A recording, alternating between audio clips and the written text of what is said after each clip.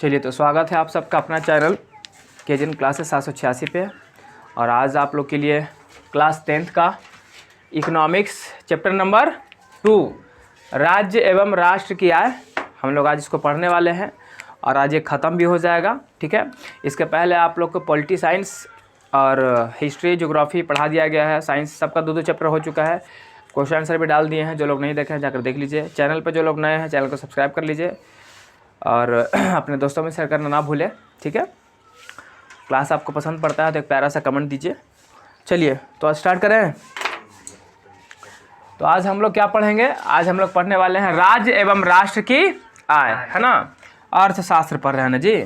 और ये आप लोग को बता दें, हम भारतीय भवन बुक को फॉलो कर रहे हैं। ठीक है, देख लीजिए, बुक देख लीजिए आप लोग। यही आप लोग का चैप्टर नंबर 2 आज हम लोग पढ़ने वाले हैं। ठीक, चलो। तो राज्य एवं राष्ट्र की आय क्या होता है? राज्य बोले तो आप लोग जानते ही हैं, जैसे हमारा बिहार राज्य है, उत्तर प्रदेश है, पंजाब है, हरियाणा, ठीक है, सब राज्य है। राष्ट्र बोले तो क्या? हाँ, राष्ट्र बोले तो कि कोई भी देश की बात करना है, ठीक है ना। यानी किसी भी देश का इनकम जो होगा, किसी भी देश का आय जो होगा, उसी को बोलते हैं राष्ट्र आय या राष्ट्रीय आय। तो राष्ट्र आय या राष्ट्रीय आय किसे कहते किसे हैं? तो सिंपली याद रखिएगा ना कि कोई भी देश है, यानी किसी भी देश के अंदर, यानी किसी भी देश में एक साल के अंदर जो भी इनकम आता है, जो भी आय आता है, उसे क्या कहते हैं? राष्ट्रीय आय कहते हैं। अब हम देखते हैं कि सबसे पहले ये देखते हैं कि हमारा भारत देश है, तो वहाँ पे जो राष्ट्रीय आय है वो कहाँ से, आखिर ये आय आता कहाँ से? ठीक है, तो उसके लिए हम पढ़ते हैं कि हमारा जो भारत का जो अर्थव्यवस्था है उसको हम 3 क्षेत्र में बांटते हैं। कितना क्षेत्र बांटते हैं? तो सबसे पहले हम अर्थव्यवस्था को पढ़ लेते हैं, ठीक है ना। तो अर्थव्यवस्था के कितना क्षेत्र है? 3 क्षेत्र। हाँ, तो हम पहले देखेंगे अर्थव्यवस्था का कितना क्षेत्र है? 3।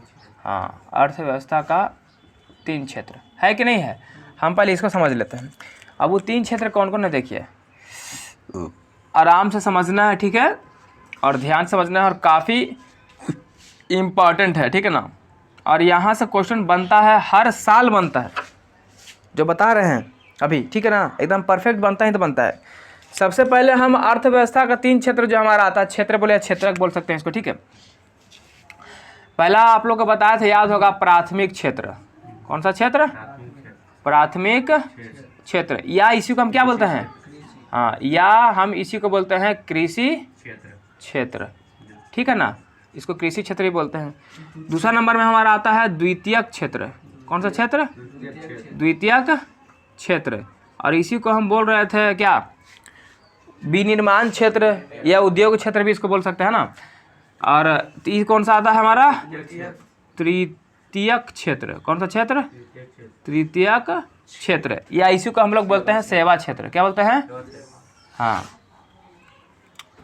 तृतीयक क्षेत्र, या हम इसको बोल सकते हैं सेवा क्षेत्र, है ना।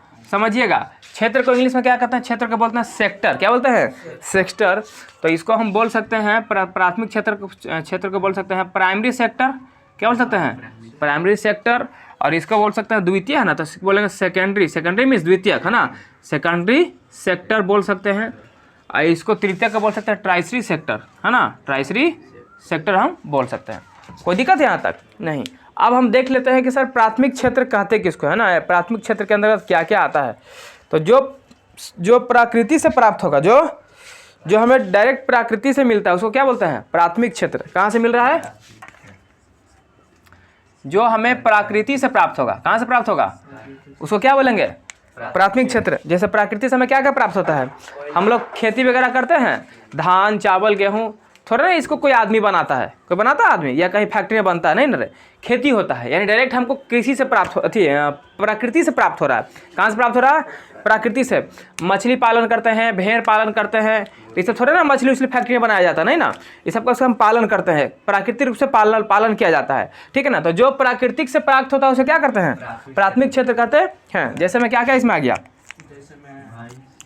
इसमें आ गया कृषि। क्या आ गया? कृषि। अब कृषि में जितना भी हम लोग खेती वगैरह करते हैं, जो भी अनाज उगा रहे हैं, जो भी फसल उगा रहे हैं, सब क्या आ गया? प्राथमिक क्षेत्र में आ जाएगा, आएगा ना। उसके बाद हम पालन करते हैं, पालते भी हैं, पशुपालन में बहुत कुछ पालते हैं। क्या क्या पालते हैं? जैसे हम लोग मत्स्य पालन, यानी मछली पालन, है ना, मत्स्य पालते हैं ना रे। और क्या करते हैं बताओ, मुर्गी पालन, कौन सा पालन, मुर्गी पालन। और क्या हो सकता है,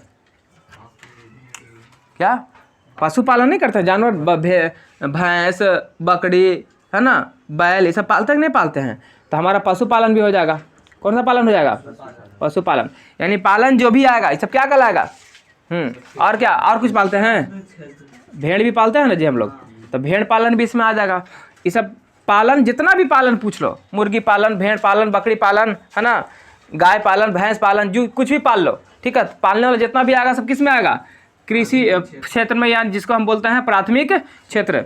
और एक और इसमें आता है हमारा खनन। क्या आता है, खनन। जैसे खनन बोले तो क्या, इसमें क्या क्या निकालते हैं बताओ खनन में, तो बहुत कुछ, जैसे कोयला निकालते हैं ना जमीन के अंदर से, हैं, तो कोयला थोड़े ना कोई बनाता, फैक्ट्री वगैरह बनता है। तो ये कहाँ से सर, तो ये प्राकृतिक रूप से, प्राकृतिक से हमको प्राप्त होता है। कहाँ से प्राप्त होता है, प्रकृति से प्राप्त होता है। उसके बाद हम लोग सोना का अयस्क निकालते हैं, सोना धातु अयस्क, सोना पेट्रोलियम, ये सब निकालते हैं ना। हाँ, तो ये सब क्या हो गया, सोना हो गया, या कोई भी धातु का अयस्क हम लोग क्या करते हैं, निकालते हैं। तो ये सब किसके अंतर्गत आता है, प्राथमिक क्षेत्र के अंतर्गत आता है, यानी जिसको हम कृषि क्षेत्र भी बोलते हैं। कोई दिक्कत है यहाँ तक, नहीं। अब बात आता है सर द्वितीयक क्षेत्र को। कौन सा क्षेत्र को, द्वितीयक क्षेत्र। तो देखो यहाँ से जो सामान प्राप्त कर रहे हैं, यहाँ से जो हमारे प्रकृति से जो प्राप्त हो रहा है, उसको हम कहाँ लेके जाते हैं, फैक्ट्री वगैरह लेके जाएंगे ना। जैसे मान के चलो यहाँ से आलू खेती की है, ठीक है, तो आलू कहाँ जाएगा, आलू कहाँ जाएगा रे, कारखाना में, फैक्ट्री में, यानी उसका निर्माण होगा। आलू से क्या बना दिए, चिप्स। आलू से मशीन में ले आकर के फैक्ट्री में क्या बना दिए, चिप्स बना दिए। तो आलू से बना चिप्स, तो उसका निर्माण किया ना। हाँ, या फिर कोई मान के चलो कोई पुराना सामान है टूट फूट गया है, तो उसको मरम्मत भी करेंगे, तो उसको बोलते हैं विनिर्माण। क्या बोलते हैं, यानी कि द्वितीय क्षेत्र में हम निर्माण भी करते हैं और क्या करते हैं, विनिर्माण भी करते हैं, है ना। यानी कि यहाँ पर हम निर्माण करते हैं, क्या करते हैं, किसी वस्तु का निर्माण, या इसी को अगर टूट फूट गया उसको फिर से बना रहे हैं तो उसको बोलते हैं विनिर्माण। क्या बोलते हैं, विनिर्माण बोलते हैं। कोई दिक्कत है यहाँ तक आप लोग को, नहीं ना। अच्छा, हम कृषि क्षेत्र को और भी बोलेंगे सहायक क्षेत्र भी बोल सकते हैं। क्या बोल सकते हैं सर, क्यों बोलेंगे सहायक क्षेत्र, क्योंकि देख इसको द्वितीय क्षेत्र को सहायता दे रहा है, नहीं दे रहा है, और यहीं से ना सामान उठ के यहाँ जा रहा है, तब ना बन रहा है। अगर यहीं पर ये सब नहीं होता तो इसको कुछ मिलता नहीं, ना मिलता तो बनाता क्या, बात समझ में आ रहा है। तो इसीलिए हम कृषि क्षेत्र को हम इसको और क्या बोल सकते हैं, इसको हम सहायक क्षेत्र भी बोल सकते हैं।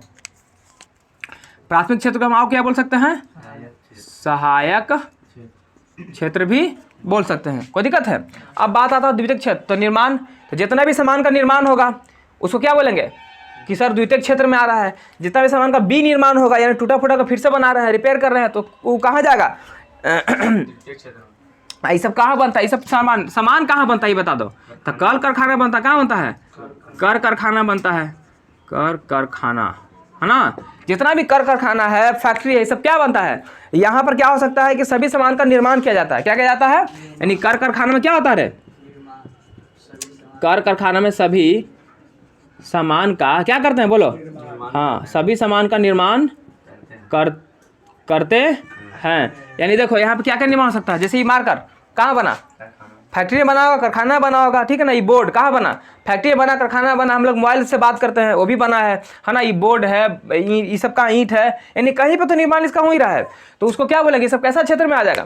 तो बेसिकली यही याद रखें, द्वितीय क्षेत्र में क्या होता है, कर कारखाना, जितना भी फैक्ट्री है, उद्योग है, सब कहाँ आएगा, द्वितीय क्षेत्र में। और यहाँ पे सामान का निर्माण किया जाता है। कोई दिक्कत है यहाँ तक, नहीं।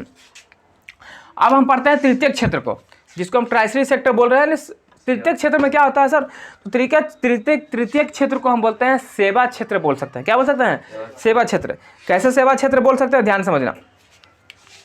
अब जैसे मान के चलो कि पहले तो यहाँ प्राकृतिक वाला सामान जो आलू, जैसे आलू का उपज हुआ था, क्या हुआ था, आलू का उपज हुआ था ना।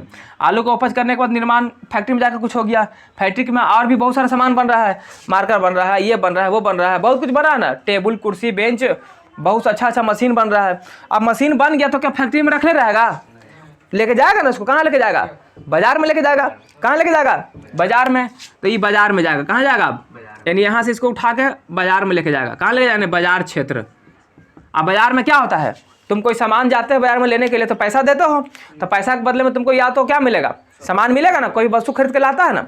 हाँ, तो कोई वस्तु, तो देख बेसिकली याद रखना कि तृतीय क्षेत्र में तुमको दो चीज़ मिल सकता है, या तो तुमको वस्तु मिलेगा या तो सेवा मिलेगा। क्या मिलेगा, अगर पैसा के बदले कुछ सामान मिला तो वस्तु मिल गया, और सामान नहीं मिला तो सेवा मिलेगा। जैसे मान के चलिए कि आप डॉक्टर के पास जाते हैं, पैसा दिए, कुछ देता है, ऐसे चेक को कर लिया, पुर्जा लिख दिया, दे दिया, तो तुमको क्या दिया? सेवा दिया। और अगर बाजार में मंडी में कोई सामान लेने गए हैं तो पैसा दिए तो कुछ सामान लेके आ रहे हैं, तो वहाँ पर भी हमको वस्तु मिला। तो अगर इस तृतीय क्षेत्र में तुमको दो कंडीशन मिल सकता है, या तो वस्तु मिलेगा या तो सेवा मिलेगा। कोई दिक्कत है यहाँ तक? तो बाजार से कोई सामान ला रहा है तो हमको क्या मिल गया? वस्तु मिल गया। तो वहाँ भी कौन सा क्षेत्र हो जाएगा? तृतीय क्षेत्र ही होगा। अब बात आ रहा है सर कि यहाँ पर जो सामान बना था वो तो बाजार में पहुँचा दिया, तो बाजार में कैसे लेके जाएगा? माथा पे टांग के, माथा पे टांग के ट्रक उरक से लेके जाएगा ना, यानी परिवहन चाहिए। उसके लिए क्या चाहिए? परिवहन चाहिए। तो हम बोल सकते हैं कि सर हमको परिवहन चाहिए। तो परिवहन कौन सा क्षेत्र में आ जाएगा? हाँ, तो परिवहन भी हमारा तृतीय क्षेत्र में आएगा। कोई दिक्कत है यहाँ तक? नहीं। अभी हम क्या बोल रहे थे कि परिवहन क्या? परिवहन जब ट्रक पर तुम लाद करके लेके गया यहाँ से कोई सामान, फैक्ट्री से उठा के लेके जा रहा है बाजार में, तो तुमको कुछ ट्रक तोड़ हो गया? टका तो नहीं ना हुआ रे, तुम उसका पैसा दिया, ट्रक वाले को पैसा दिया ना, बदले में तुमको क्या दिया? सेवा दिया। सेवा क्या दिया सर? तो खाली फैक्ट्री से उठा के सामान कहाँ पहुँचा दिया? बाजार में। सेवा ना दिया। कोई दिक्कत है यहाँ तक? तो परिवहन भी हमको सेवा दे रहा है। तो तू बोला कुछ कि हम भाई तो हमारा हो गया। अब यहाँ से कोई आदमी जा रहा है दुबई कमाने के लिए, सपोज दैट, एरोप्लेन पर बैठ गया, अब वहाँ उतर के कहेगा आप तो हम पैसा दिए हैं, तब एरोप्लेन हमारा हो गया। ये हो सकता है? पॉसिबल है रे? मारेगा दो थप्पड़ कहेगा तोड़ हो गया। 20,000 तो खरीद लिया मेरे एरोप्लेन के ठीक है ना? तो वो क्या किया? आपको सेवा दिया। क्या दिया है? सेवा दिया। यानी कि चलो तुमको सेवा दे दिया, तुमको यहाँ से वहाँ ले आकर छोड़ दिया। उसी प्रकार से फैक्ट्री से सामान बना, ले आकर कहाँ छोड़ दिया? बाजार में छोड़ दिया, तो सेवा दिया। तो सेवा क्षेत्र में यानी तृतीय क्षेत्र में कौन आ गया? हमारा परिवहन भी आ गया। और ये सब देखो बाजार से तो कुछ सामान लिया तो पैसा के बदला सामान मिल गया, वस्तु मिल गया। लेकिन अब सेवा कौन कौन देता है? तो सेवा देने वाला बहुत लोग हैं। जैसे डॉक्टर कुछ देता है क्या? फीस लेता है। कितना फीस है सर? तो 700। आया ऐसा आलू लगा, कुछ तो ही नहीं है, तो बीमार नहीं है, ले कुछ नहीं निकला। बोला कुछ है? तुमको कुछ नहीं, जाओ दवाई नहीं देंगे तुमको। कुछ क्या? खाली देखा तुमको, ऐसे देखो मत, सेवा दिया खाली तुमको कि तेरा कुछ नहीं है, चल जाओ। 700 रुपये लूट लिया, तो कुछ सामान नहीं ना दिया। क्या दिया हमको? ओनली फॉर सेवा दिया। उसके बाद हमारा क्या आता है? इंजीनियर लोग देखता है, आके कुछ देता है, खाली आके नक्शा बना के चल जाता है कि इसको ऐसे कर दो, इसको ऐसे कर दो, और निकल गया पतली के लिए पकड़ के। नहीं तो क्या दिया? वो सेवा दिया। इंजीनियर। और कौन हो जाएगा? इंजीनियर कौन हो जाएगा रे? उसके बाद वकील लोग देखता है। वकील लोग क्या करता है? कोई का गोतिया नहीं में लड़ाई हो गए तो वकील के पास जाएगा, तो देखो ना ऐसे बात है, तो ठीक है, तो लावा 4,000 रुपया बेल करवा देगा। नहीं रे, तो कुछ करता है?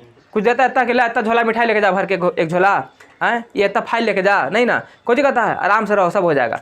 जाके बकर करता है, केस खत्म। तो क्या दिया तुमको? कुछ दिया तुमको? थोड़ा छुटकारा दिला दिया, मतलब सेवा दिया। क्या दिया? सेवा दिया। कोई दिक्कत है यहाँ तक? हम पढ़ा रहे हैं, हम शिक्षक हैं, ठीक है ना? तो हम पढ़ा रहे हैं, हम कुछ दे रहे हैं आपको? कुछ दे रहे हैं? किलो आज रीना मिठाई लेके जाएगी 4 किलो, हाँ ना, नदीम को दे देंगे 2 किलो, तू लेके चल जाना, 4 किलो ये लेके चल जाएगा। नहीं रहे, ऐसा बोले कभी? नहीं ना। हम क्या करते हैं? सिर्फ आते हैं, पढ़ाते हैं, तू लोग लिखता है, चल जाता है। मतलब हम सेवा दे रहे हैं आप लोग को। क्या दे रहे हैं? सेवा। तो क्या क्या हो जाएगा? डॉक्टर, इंजीनियर, वकील, शिक्षक, हाँ शिक्षक, ये सब तो दे ही रहा है। और भी क्या? संचार का व्यवस्था होता है। क्या होता है? संचार। जैसे तो नहीं फोन से बतियाता है, मोबाइल में रिचार्ज कराता है कि नहीं कराता है? तो रिचार्ज कराता है 249, 349, 449, तो कुछ मिलता है तेरा मोबाइल में? कुछ नहीं मिलता है, खाली नेटवर्क आ जाता है, रिचार्ज चालू हो जाता है, फोनवा सबसे बतियावे लगते हैं। नहीं, मतलब तुमको सेवा दे दिया वो कंपनी। क्या किया? खाली सेवा दिया है। ऐसा तो नहीं कि रिचार्ज किया था, आपने रिचार्ज कर लिया, आपको 5 किलो मिठाई मिलता है, ऐसा होता है रे? नहीं ना, खाली सेवा दे दिया कि जाओ जितना वीडियो देखना देखते रहो। आतों से भाई है गधा दास, खाली शॉर्ट्स देखता है, पढ़े में तो भार पड़ता है ना? आप लोग भी काम करते हैं, नहीं कीजिएगा ये सब। तो सब सुधर जाओ, अभी वक्त है, तो बहुत पिटाएगा, ठीक ना? तो आंसू आएगा, आँख से आंसू निकलेगा। हाँ, संचार। और क्या हमारा हो सकता है? संचार व्यवस्था, ठीक है ना? और क्या बोले थे? सबसे बड़ा टेलीकॉम, इंटरनेट, है ना? इंटरनेट वगैरह जो हम लोग रिचार्ज वगैरह करवाते हैं। अब बात आता है कि सर ये तो सब समझ में आ गया, तो प्राथमिक क्षेत्र को हम कौन सा क्षेत्र बोल सकते हैं? कृषि क्षेत्र सेवा क्षेत्र बोलेंगे। प्राथमिक क्षेत्र को क्या बोलते हैं? कृषि क्षेत्र। और कृषि क्षेत्र को ही हम सहायक क्षेत्र भी कहते हैं। और प्राथमिक क्षेत्र में जो डायरेक्ट प्रकृति से प्राप्त होता है उसको प्राथमिक क्षेत्र कहते हैं। कोई दिक्कत है यहाँ तक? जितना हो गया, खनन हो गया, मछली पालन, भेड़ पालन, जितना पालन आएगा सब कहाँ आएगा? प्राथमिक क्षेत्र में आएगा। और द्वितीय क्षेत्र में द्वितीय क्षेत्र को क्या बोलेंगे? वहाँ जिसमें जो कारखाना जिससे निर्माण होता है ना, इसको विनिर्माण क्षेत्र भी बोल सकते हैं, ठीक है ना? तो जहाँ पर निर्माण होता है वस्तु का, तो उसको कौन सा क्षेत्र बोलेंगे? द्वितीय क्षेत्र। यानी जो सामान बन के आ गया, वो कौन सा क्षेत्र वाला हो जाएगा? द्वितीयक क्षेत्र। और तृतीयक क्षेत्र को क्या बोलते हैं? सेवा क्षेत्र बोलते हैं, है ना। यानी यहाँ पे हमको पैसा के बदला में या तो वस्तु मिल सकता है या तो हमको सेवा मिल सकता है। जैसे डॉक्टर जनरल क्या करता है? सेवा देता है। अब बात आता है सबसे पहले यहाँ पर समझना, एक पॉइंट समझना आप लोग को होगा कि हमारा जो देश का जो राष्ट्रीय है, यानी कि ये तीनों क्षेत्र, प्राथमिक क्षेत्र, द्वितीयक क्षेत्र और तृतीयक क्षेत्र, ये तीनों मिल करके सब योगदान देता है देश के आय में, ठीक है ना। उसी को बोलते हैं देश। इस तीनों के क्षेत्र से जो भी आय हुआ ना, तृतीयक क्षेत्र से आय हुआ, द्वितीयक क्षेत्र से हुआ, प्राथमिक क्षेत्र से जो भी जितना कुल आय, तो यही सब के कुल आय को क्या कहते हैं? राष्ट्रीय आय कहते हैं। क्या कहते हैं? राष्ट्रीय आय। तीनों क्षेत्र के कुल आय को क्या कहते हैं? राष्ट्रीय आय कहते हैं। हमारे देश में जो कमाई होता है एक साल में पूरा, जिसको हम राष्ट्रीय आय बोल रहे हैं, वो यही तीनों क्षेत्र से आता है। कोई दिक्कत है यहाँ तक? नहीं। अब बात आता है कि सर ठीक है, तो समझ में आ गया कि यही तीनों क्षेत्र का योगदान होता है। आप ये भी तो बता दो लगले हमको कि बताइए कि सबसे ज़्यादा योगदान कौन देता है? प्राथमिक क्षेत्र देता है कि द्वितीयक क्षेत्र देता है कि तृतीयक क्षेत्र देता है? तो सबसे ज़्यादा जो योगदान देता है वो देता है तृतीयक क्षेत्र। कौन देता है? तृतीयक क्षेत्र। कैसे देता है सर? समझ, जैसे देखता है अभी अभी अभी वर्तमान में बात करेंगे, 2024 चल रहा, नहीं 23 चल रहा ना, अभी कितना होगा आबादी? लगभग 140 करोड़ तो होगा पक्का, है ना। और सब आदमी के पास आज बड़का बड़का वो हेथ फोन है, नहीं रहे? सब स्मार्ट फोन रखता है, फकीर रहे, अमीर रहे, गरीब रहे, सब रखता है। तू नहीं रखता है? तू तो अमीर है, 20 बीघा का जमीन मालिक है, नहीं रहे? अब नहीं रख तो नहीं रख लेता, तो इच्छा है भाई। अब एक्सेप्शन हर चीज़ का होता है, तो भी एक्सेप्शन में आ गया। चलो, तो सब रखता है, रखता कि नहीं रखता है? चल मानते हैं 140 करोड़ नहीं रखता होगा, 110 करोड़ रखता होगा। हम 30 करोड़ साइड कर दिए जो, तो 110 करोड़ रख रहा है ना। आई सब आजकल कोई रिचार्ज है जो 300 से नीचे के है एक महीना वाला? तो 300 से में गुना कर लेना। और डेली कितना रिचार्ज हो रहा है, कितना पैसा ही कमाता होगा इंटरनेट से, सोचो। तो सबसे ज़्यादा पैसा किस क्षेत्र में है? तृतीय क्षेत्र में। और तृतीय क्षेत्र भी किस क्षेत्र में? इंटरनेट के क्षेत्र में। यानी ये लोग ज़्यादा पैसा कमाता है, खूब झोला भर भर के कमाता है, कंबल भर भर के कमाता है, ड्राम भर भर के कमाता है। डॉक्टर लोग भी कमाता है, इंजीनियर लोग भी कमाता है, वकील लोग, इसलिए तो लोग अमीर है। यही रीजन है कि लोग क्या है? गरीब होता है इंजीनियर, वकील गरीब होता है, हैं? ये सब देखता है, ये सब संचार इंटरनेट सब मालिक सब कौन है? अमीर लोग है। शिक्षक भी अमीर होते हैं, लेकिन बेचारे कुछ शिक्षक गरीब भी होते हैं, है ना। चल इधर आप। तो सबसे ज़्यादा जो योगदान देता है राष्ट्रीय आय में, वो किसका होता है? तृतीयक क्षेत्र का। तो सर ये भी बता दो कि सबसे कम किसका होता है? इधर पीछे सबसे कम होता है प्राथमिक क्षेत्र, यानी कृषि क्षेत्र को। किसको होता है? कृषि क्षेत्र को। देखता है खेती बेचारे सब लोग करते हैं और बहुत ज़्यादा मात्रा में लोग इसमें इन्वॉल्व होते हैं। भेड़ पालन, बकरी पालन, मुर्गी पालन सब करता है, लेकिन उतना इनकम है इसमें? इनकम है रे? बहुत कम। अगर इनकम होता तो बेचारे लोग अमीर नहीं होता, ये लोग बेचारा गरीबे रहता है, कमाता खाता फैमिली बन के रह जाता है। बात को समझ में आ रहा है? तो हम कह सकते हैं कि सर प्राथमिक क्षेत्र जो होता है इस राष्ट्रीय आय में इसका योगदान सबसे कम होता है। क्या होता है? तो लिख देना कि राष्ट्रीय आय में इसका बोले तो किसका? प्राथमिक क्षेत्र का। राष्ट्रीय आय में इसका योगदान सबसे कम होता है। क्या होता है? सबसे कम। अच्छा, ये राष्ट्रीय आय में योगदान तो सबसे कम है, नहीं इनकम सबसे कम है, लेकिन देखता है एकदम रोजगार बड़ी ज़्यादा है। जिसको देखो खेती कर रहा है ना। बिहार में तो 89%, 89% जो खाली खेती में ढुकल है, लेकिन फिर भी बिहार पीछे ही पड़ जाता है। क्यों? उसका क्या कारण है? मेन कारण है कि यहाँ पर टेक्नोलॉजी का उपयोग नहीं करता है लोग, खेती करता है। तो बात समझ में आ रहा है? थोड़ा शिक्षा का भी अभाव है ना। और प्रति व्यक्ति आय भी सबसे कम है कि नहीं है? तो इस सब कारण है बिहार के पीछे होने का। तो राष्ट्रीय आय में इसका योगदान सबसे कम होता है, इसीलिए ये सबसे योगदान कितना इसका? सबसे कम होता है ना। और देख, लेकिन रोजगार के मामले में ये आगे है। रोजगार सबसे ज़्यादा देता है। रोजगार देता कि नहीं देता? बोल। रोजगार सबसे अधिक देता है, रोजगार सबसे अधिक देता है, लेकिन प्रॉफिट है इसमें? रोजगार तो ज़्यादा दे रहा है पर इनकम में ना है। रोजगार है, प्रॉफिट नहीं है, ठीक है ना। अब जरा सा इसको देखो, यानी ये तो हो गया कि सर कृषि क्षेत्र जिसको हम प्राथमिक क्षेत्र बोल रहे हैं, इसमें है कि आय में सबसे कम योगदान होता है और रोजगार सबसे ज़्यादा देता है। कोई दिक्कत यहाँ तक है? नहीं।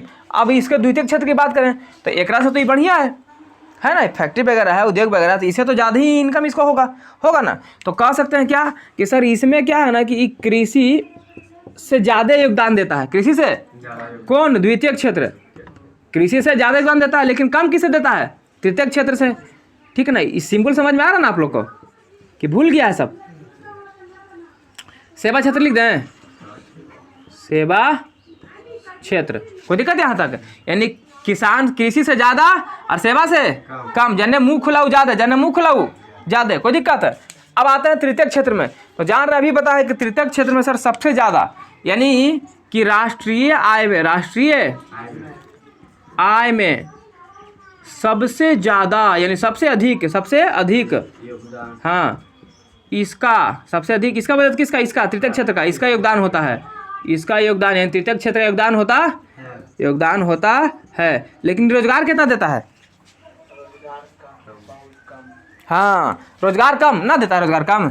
आजकल देखता है कुछ काम कराना तो ऑनलाइन करा लो, कुछ भी काम कराना तो ऑनलाइन, कहीं जाना पड़ता है रे तो सब काम ऑनलाइन हो रहा है, तो रोजगार कहाँ से रहेगा? किसी को मिलेगा? नहीं ना मिलेगा। तो रोजगार सबसे कम, रोजगार सबसे कौन सा क्षेत्र? हाँ लेकिन प्रॉफिट सबसे ज़्यादा। रोजगार कम लेकिन प्रॉफिट, रोजगार ज़्यादा लेकिन प्रॉफिट कम। देखो कितना उल्टा जा रहा है। कोई दिक्कत है समझने में? तब पूछेगा बताओ कि सबसे किसी भी देश में नहीं कहना कहेगा कि देश के राष्ट्रीय आय में सबसे ज़्यादा योगदान किसका होता है? तो तृतीयक क्षेत्र का होता है। देश के राष्ट्रीय योगदान में सबसे कम क्षेत्र किसका होता है? प्राथमिक क्षेत्र का होता है, जिसको हम कृषि क्षेत्र भी बोल रहे हैं। कहेगा कि बताओ कि किस क्षेत्र को हम कृषि क्षेत्र के नाम से जानते हैं? प्राथमिक क्षेत्र को जानते हैं। कहेगा किस क्षेत्र को हम सेवा क्षेत्र के नाम से जानते हैं? द्वितीयक क्षेत्र को, द्वितीय को बोलते हैं, तृतीय को। कहेगा कि बताइए तृतीयक क्षेत्र का अन्य नाम क्या है? सेवा क्षेत्र। कहेगा प्राथमिक क्षेत्र का अन्य नाम क्या है? कृषि क्षेत्र। याद रहेगा? चलो तो इसको याद रखना अच्छे से, ठीक है ना? कोई दिक्कत यहाँ तक नहीं। अब हम यहाँ पर जैसा देख लेते हैं कि हम काम के अनुसार बांट थोड़ा सा, अच्छा राष्ट्रीय आय पढ़ने से पहले जो है ना हम इसको देखते हैं एक बार कि काम के अनुसार क्षेत्र को बांट रहे हैं। किसके अनुसार? काम के अनुसार क्षेत्र को हम बांटेंगे, ठीक है ना? तो काम के अनुसार हम क्षेत्र को बांट रहे हैं। तो काम के अनुसार जो क्षेत्र बटेगा वो दो भाग में बटेगा। एक तो बटेगा हमारा संगठित क्षेत्र, क्या बोलते हैं उसको? संगठित क्षेत्र। और दूसरा हो जाएगा असंगठित क्षेत्र, ठीक है? चलिए देखिएगा, ध्यान समझिएगा। संगठित क्षेत्र किसको कहेंगे सर? सुन, कहेगा जहां संगठित क्षेत्र उस क्षेत्र को कहते हैं कि वैसा क्षेत्र जहां पर क्या होगा कि जहां पर किसी भी काम में आय फिक्स होगा। क्या होगा? आय फिक्स होना चाहिए। समझ में आ रहा है? आय फिक्स होना चाहिए, दिन फिक्स होना चाहिए, है ना? और छुट्टी भी फिक्स होना चाहिए और समय भी फिक्स होना चाहिए। ये सब फिक्स होना चाहिए। यानी कि ऐसा कौन सा काम है जिसमें आय फिक्स हो? आय बोले तो इनकम, कितना आप कमाते हैं, महीना का 50,000 कमा रहे हैं, 60,000 कमा रहे हैं, 70,000 कमा रहे हैं। दिन कि मतलब आप कितना दिन काम करना है, 28 दिन काम करना है कि 20 दिन काम करना है कि 30 दिन काम करना है, फिक्स कि आपको 20 दिन काम करना है, ठीक है? छुट्टी, कितने दिन की छुट्टी मिलेगा पूरा साल में? 10 दिन के मिलेगा, 1 महीना का मिलेगा, 40 दिन के मिलेगा, 42 दिन के मिलेगा। समय कितना से कितना बजे तक रहेगा? तो ये सारा चीज़ फिक्स किस में होता है? एक को तो लौक रहा है नौकरी में नहीं फिक्स है। हमको 50,000 का महीना मिलता है, यानी कि तुम्हारा आय फिक्स है। बात समझ आ रहा है? हमको साल में इतना दिन काम करना पड़ता है, मतलब फिक्स है कि आपको साल में इतना ही दिन काम करना है, ठीक है ना? महीना में इतना दिन काम करना है। तो हमारा दिन भी फिक्स, छुट्टी लिखल है कि महीना में 2 को छुट्टी, महीना में 3 छुट्टी, फिक्स है कि नहीं है? नौकरी वाला फिक्स है। तो समय बंधा हुआ है कि सवेरे 10 बजे जाना है, 6 बजे घर आ जाए, नहीं सवेरे 10 बजे जाना है, 4 बजे छुट्टी, 10 गए 4 बजे, समय फिक्स है ना? तो ये सब कहाँ फिक्स होता है? नौकरी में। सब कहाँ फिक्स होता है? यानी कि हमको मिल सकता है नौकरी में। कहाँ मिलेगा ये सब काम? यानी इसी तो संगठित क्षेत्र में कौन सी आएगा? नौकरी। और पूछेगा बताओ कि आय किससे फिक्स, आय कौन सा क्षेत्र में फिक्स होता है? संगठित क्षेत्र में। दिन छुट्टी समय संगठित क्षेत्र में। असंगठित में कौन सी होगा? तो बताओ। तो यहाँ नौकरी नहीं रहेगा तो कौन सी रहेगा? अपना काम, अपना बिजनेस। जैसे नदीम खोले हुए हैं, यानी अपना काम। तो अपना काम है तो बताओ, जब अपना काम आ गया तो एक में आय फिक्स है? आय फिक्स है? देखता नदी में कुछ कहता है, कहा बताइए यार, कल इतना कमाई आज बिक्री नहीं हुआ है, मूड खराब है, आय फिक्स हुआ है? नहीं ना। यानी कभी कुछ कमा रहा, कभी कुछ कमा रहा, यानी एक में आय फिक्स नहीं है। अच्छा आप कुछ बताओ। समय देखता है, कहना 6 बजे तो कहना जाके खोल देता है, कहना 5 बजे खोलता है, कहना 7 बजे खोल देता है, आदम 10 बजे रहते तो खोले रहेगा, लगन का समय रहेगा तब। खोलता है रे? कहनो काम धाम नहीं रहेगा, कहीं जाना है तो 6 बजे दुकान नहीं खोलेगा, बल्कि काम धर रह गया तो 10 बजे दुकान खोलेगा, 4 बजे बंदे कर देगा। तो अगर फिक्स है समय तो समय ही अगर फिक्स नहीं आ रहा है। उसके बाद छुट्टी, तो छुट्टी को तो कहवे नहीं करो, मन के मालिक है, महीना में 4 को छुट्टी मारेगा, महीने में 10 को मारेगा, पूरा महीनों बंद कर देगा, कोई गारंटी है रे? लेकिन छुट्टी भी फिक्स नहीं है। और क्या बोल सकते हैं बताओ? आए, समय, छुट्टी, और कुछ बचिया? दिन, है ना? तू के दिन दुकान खोलेगा महीने में, तोर मर्जी, तू मत खोल, तू हमेशा बंद रख। नहीं तो आय है इसका फिक्स, असंगठित क्षेत्र नहीं है। समय देखता है, कहना 6 बजे जा रहा है, कहना 10 बजे जा रहा है, कहना 5 बजे, कहना 7 बजे, मर्जी के मालिक है, जब जाना जब जाओ। छुट्टी, जब मन के दुकान बंद कर दिए, छुट्टी, है ना? अभी देखो बंद करके बैठा इधर पढ़ रहा है, यहाँ देख। दिन, मन के आज मन नहीं करा खोलेंगे, नहीं खोलेंगे। तू जान रहा था कि परसों दुकान नहीं खोलेंगे हम, पता था किसी को? नहीं ना रे, अपना मर्जी से काम किया। तो असंगठित क्षेत्र में ये सब फिक्स नहीं रहता है। यहाँ तो कोई दिक्कत है तो इसको छापिए, और इसके बाद हम राष्ट्रीय आय के बारे में पढ़ाएंगे, ठीक है ना? राष्ट्र की आय के बारे में पढ़ाएंगे। समझ में आ रहा है तुम लोग को? कोई दिक्कत नहीं ना है यहाँ तक में? आप लोग को समझ में आ रहा है? समझ में आ रहा है तो लाइक शेयर जरूर कीजिए, ठीक है? आप लोग करते नहीं हैं, कीजिए, फट से उतारिए इसको। चलो, तो हम लोग पढ़ लिए ना क्षेत्र के बारे में। क्षेत्र के बारे में पढ़ चुके। क्षेत्र के भाग बांटे हैं, प्राथमिक, द्वितीयक और तृतीयक अर्थव्यवस्था के। उसके बाद फिर हम बोले थे कि जो क्षेत्र है हम उसको 2 भाग में बांट के पढ़ते हैं, संगठित क्षेत्र और असंगठित क्षेत्र। यहाँ तक पढ़ा चुके हैं। चलिए अब हम लोग कहाँ पढ़ेंगे? देखो, अब हम पढ़ने वाले हैं राष्ट्रीय आय के बारे में। किस बारे में पढ़ेंगे? राष्ट्रीय आय, है ना? राष्ट्रीय आय। तो राष्ट्रीय आय आखिर हम किसे कहते हैं? तो हम बताए थे कि हमारे देश के अंदर एक साल में जितना भी कमाई होता है, जितना भी आय प्राप्त होता है, उसको क्या बोलते हैं? राष्ट्रीय आय कहते हैं। तो कह सकते हैं कि एक वर्ष के अंदर, एक वर्ष में हमारे देश की, कोई भी देश हो, एक वर्ष में किसी भी देश के अंदर, एक वर्ष में किसी भी देश के अंदर उत्पादित सभी वस्तुएं एवं सेवाएं का जो अंतिम मूल्य होता है उसको क्या कहते हैं? राष्ट्रीय आय कहते हैं। तो क्या लिखें यहाँ पर? क्या लिखा ना, बोलो? लिखे हैं कि एक वर्ष में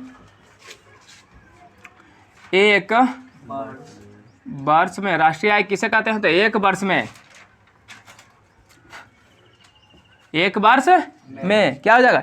एक वर्ष में किसी भी देश के अंदर, एक वर्ष में किसी भी देश के अंदर क्या क्या हो सकता है? तो उत्पादित समझता है? उत्पादित का मतलब किसी चीज का उत्पादन करना, है ना? उत्पादित सभी वस्तुएं,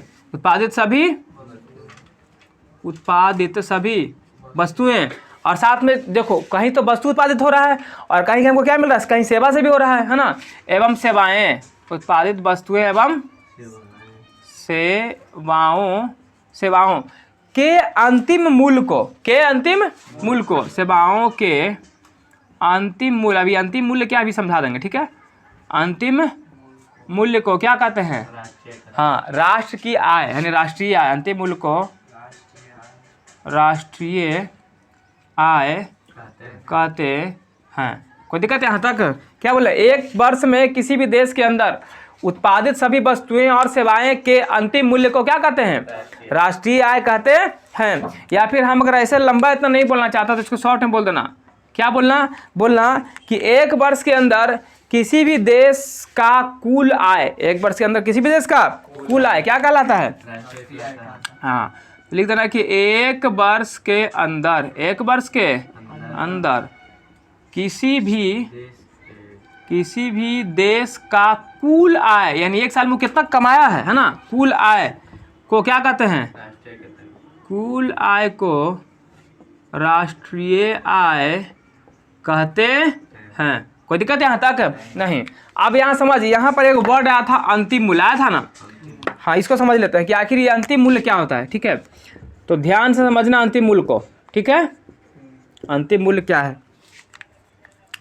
जैसे मान के चलो कि तू कहीं गया, चलो समोसा खिलाते हैं आप लोग, ठीक है? समोसा, ठीक है ना? समोसा को बनाने में क्या क्या लगता है बताओ? आलू लगता है, मैदा, हाँ मैदा, आटा जो भी लगा, तेल रिफाइंड वगैरह है ना, तेल हाँ ठीक है, आलू लगता है, तेल लगता है, और क्या लगता है रे?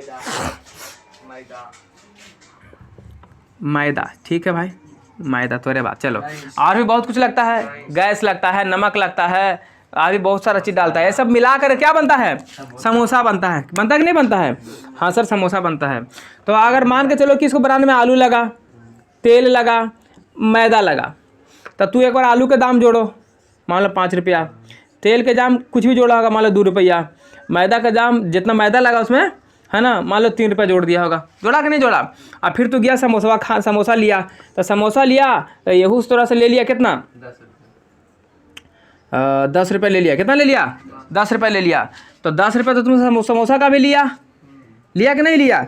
अब अगर मान के चलो कि अगर अलग अलग जोड़ता, आलू के भी, तेल के भी, इसका भी, तो ये भी ले लेता सब, तो ये दुगना ना हो जाता है ना? तो ये फिर दिक्कत वाला बात ना है।